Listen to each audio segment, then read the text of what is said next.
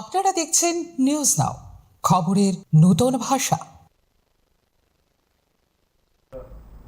চরিলাম জগন্নাথ আশ্রমে ঝুলন যাত্রা অনুষ্ঠানকে কেন্দ্র করে ইস্কনের প্রভু জনার্দন গোবিন্দ দাসের ওপর হামলার অভিযোগ উঠেছে। শুক্রবার রাতে এই ঘটনাকে কেন্দ্র করে এলাকায় চাঞ্চল্য ছড়ায়। জানা গেছে, প্রতি বছরের মতো এবছরও চরিলাম জগন্নাথ আশ্রমে ঝুলন যাত্রার অনুষ্ঠানের আয়োজন করা হয়েছে। আশ্রমের পক্ষ থেকে চরিলাম বাজারে অনুষ্ঠান করার জন্য মহকুমা শাসকের কাছ থেকে অনুমতি নেওয়া হয়েছিল বলে দাবি করা হয়েছে।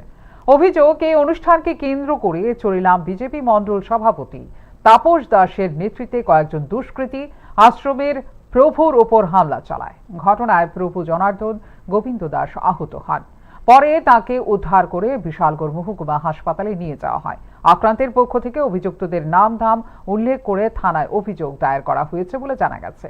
তবে অভিযোগের বিষয়ে অভিযুক্তদের বক্তব্য এখনো পাওয়া যায়নি। ঘটনায় এলাকায় উত্তেজনা ছড়িয়েছে।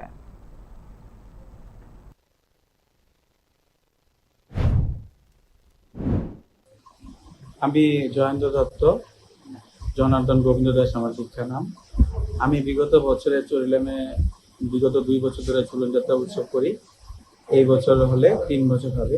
আমি আমাদের বিশালগড় এইচডিএম ম্যাডামের কাছ থেকে আজকে ঝুলন যাত্রার পারমিশনের কপি নিয়ে আমি চরিলাম বাজারে গেলে, চরিলাম বাজারে আমাদের মন্ডল প্রেসিডেন্ট তাপস দাসের নেতৃত্বে এবং অঙ্গুলি হেলনে কিছু দুষ্কৃতকারী, যেমন মনীষ দেবনাথ, বিজয় দেব বা ভূমি হবে নামটা, অনুপ দেবনাথ এবং আনোয়ার হোসেন এবং সুকান্ত দেবনাথ, এই 5 জন ছিল। ওরা 5 জনে মিলে আমাকে শারীরিকভাবে প্রহার করে, আপনারা দেখতে পাচ্ছেন আমার এখানটায় প্রহার করেছে।